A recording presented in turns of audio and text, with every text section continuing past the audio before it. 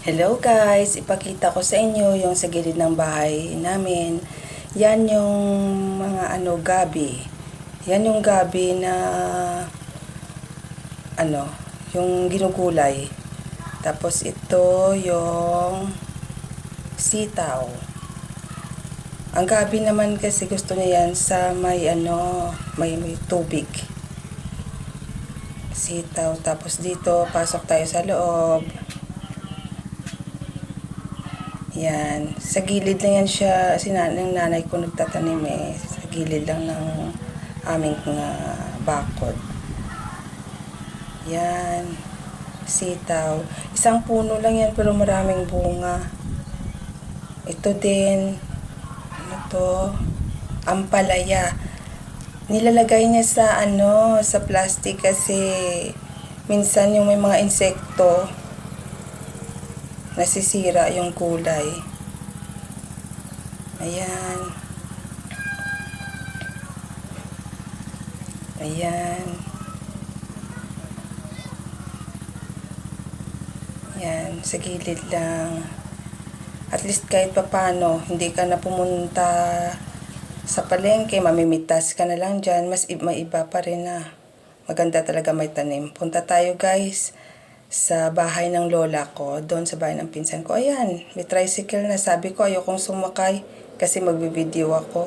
Tawa siya. Tara guys, samahan niyo ako. Ito yung daan sa amin patungo sa bahay ng lola ko. Ayan. Para makita niyo yung view dito sa amin. Pero kahit saan naman, may ganitong view. Kasi marami namang palayan dito sa atin.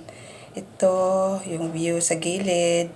Wala yung Mount Canlaon kasi makulimlim ngayon dito sa amin. Parang uulan. Dito naman sa kabilang side. Yan, lakad tayo. Yan. Madaanan natin guys yung ng gulayan, tanim ng nanay ko. Sa gilid lang kasi yan siya nagtatanim sa gilid ng kalsada. Ang importante, may taniman ka. Kasi wala naman kaming lupa guys. Kaya sa gilid lang yan siya nagtatanim ng kalsada. Basta may makita lang siyang libreng lupa dyan, tataniman niya ng gulay.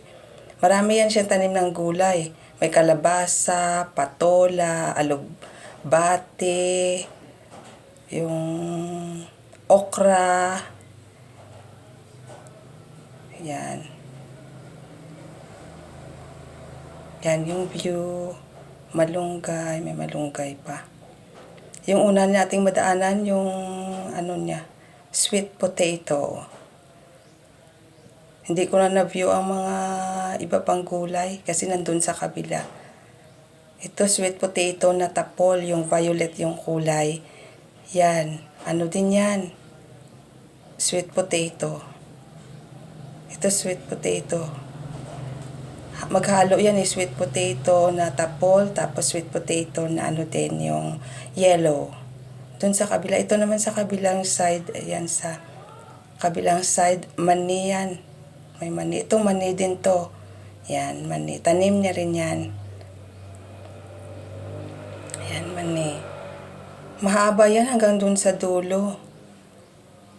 Minsan nga, mga ilang kilo din yan. Minsan mahigit sa kalahating sako yung nakukuha niya dyan. Ito yung view sa amin. Ayan. Yan yan po. Sa kabila, mga mani pa yan. Yan, mani. Malapit niyang i-harvest yan guys kasi 3 months na siya. 3 to 5 months naman ang harvest ng mani. Yan. Konsumo lang namin yan. Minsan kung binibigay niya rin yung iba. Kasi sobrado naman. Ayan. Ayan, hanggang dyan lang sa dulo. Tapos ito namang sa kabila, ayan yung dugtong ng mani. Din yan, sweet potato din yan. Malapad din yung tanim niya na sweet potato. Tapol, yung violet, tsaka dilaw. Ayan po. Ayan. Sweet potato. Yan. Masipag yan yung nanay ko magtanim eh. Magsasaka kasi yung nanay ko. Yan. Alugbate yan guys. Ayan o. Minsan binibenta niya yan kasi sobrang dami. Yan, alugbate. Iba pa rin yung may sarili kang tanim sa probinsya. Hindi ka magugutom pag masipag ka. Ayan. Ano yan? Yung kamote na ginugulay. Masarap yan gawing ikilaw. Tapos ito alugbate din. Alugbate. Yan. Tapos lemongrass. Hindi sa amin yan. Maganda kasi pag may lemongrass na pananim sa gilid. Kasi takot ang mga ahas dyan eh. Ito may lemongrass din yung nanay ko. Pero konti lang. Yan, lemongrass. Lemongrass. Ayan po. Andito na tayo guys sa bahay ng lola ko. Ayan, yung manok ng tiyo ko kasi mag-aano na siya eh. Magpapakain na siya ng manok. Marami ang manok yung tiyo ko guys. Pag may, minsan binibenta niya pag may bibili, sa dami ng manok niya, meron pa diyang nangingitlog. Minsan mga 7. 7 yung nangingitlog. Ayan, mga malalaki yan. May pato din kami tsaka gansa.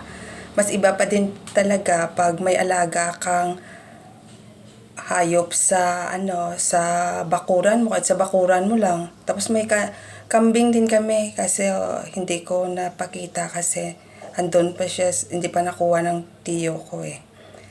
May gansa kami tsaka pato. Mabubuhay ka talaga sa probinsya pag masipag ka. At least may tanim kaming gulay. May mga kararoton kami. May tanim din yung kamuti kahoy yung yung kasaba, yung nanay ko. Kasi hindi ko na na-videohan. Yan. Tapos hindi ko rin na-videohan dyan yung mga paho namin.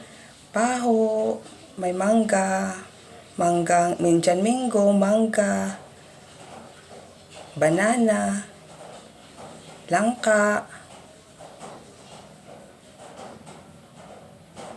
Ayan.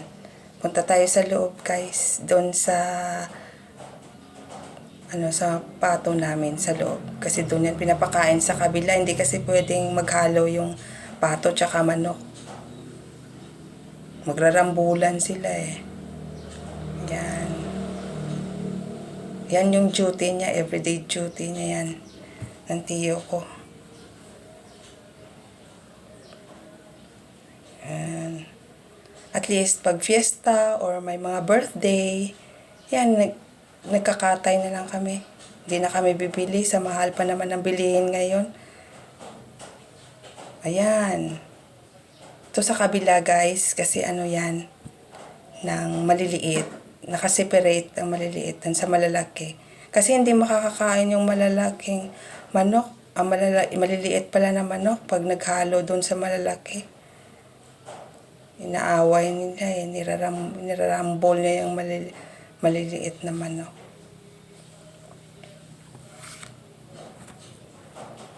Ayan guys. Ito yung buhay namin sa probinsya. Ayan, marami yan oh.